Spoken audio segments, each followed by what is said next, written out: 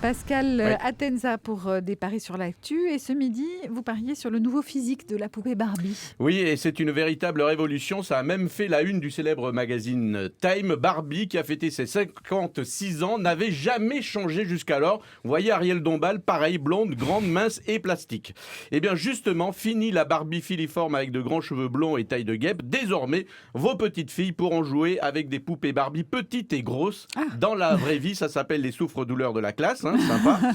Barbie qui veut se rapprocher de la normalité entre guillemets des femmes dans la vraie vie, mais si on change le physique de la Barbie par une petite grosse, ce serait bien aussi qu'on change Ken, son compagnon, par un chauve bedonnant et chômeur. C'est plus proche de la réalité. Enfin, ça c'est Barbie et Ken français, mais ça se vend pas beaucoup. Oui, parce qu'enfant, d'après les psys, on s'identifie à ses jouets. Alors moi je pense que c'est faux. Moi par exemple, j'ai beaucoup joué avec des Playmobil et pourtant je n'ai jamais eu envie d'avoir la coupe de cheveux de Mireille Mathieu. Donc ça ne marche pas. En même temps, on peut J'ai pas pas les trop. moyens. J'ai pas les moyens. Et si on va par là au Portugal, tous les enfants qui jouent avec des Lego deviennent-ils maçons parce qu'enfants ils empilaient des briques? Je crois pas non plus. En revanche, on regrette par exemple que Pierre Gattaz, le patron du MEDEF, enfant, il n'ait pas joué davantage à la bonne paye. Ça aurait changé pas mal de choses aujourd'hui.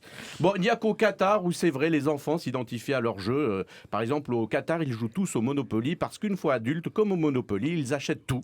À Paris, en tout cas, ils ont déjà tous les hôtels.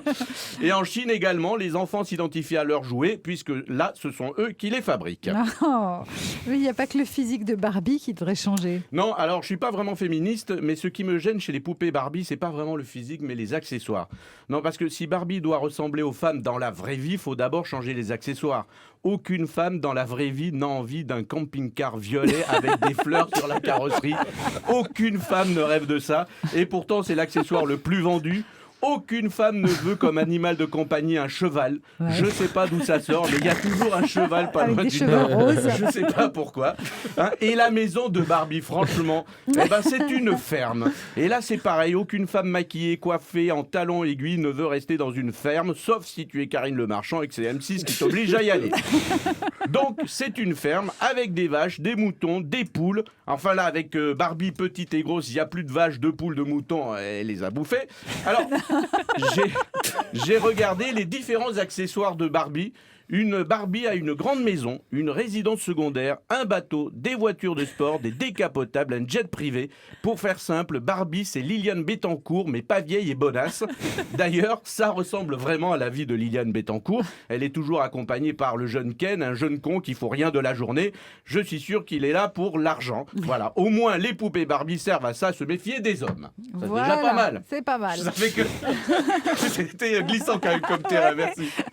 Enfin, bonne nouvelle, on a sauvé le Modern Express. Oui, ce cargo qui penchait dangereusement vers la droite et qui dérivait au large des côtes landaises a été remorqué et sauvé. Maintenant qu'on a réussi à faire ça, il faut sauver un autre truc lourd qui dérive et qui penche de plus en plus à droite, le gouvernement de Manuel Valls, s'il vous plaît. Ce sera long, mais j'espère qu'on va y arriver. 1 an et demi.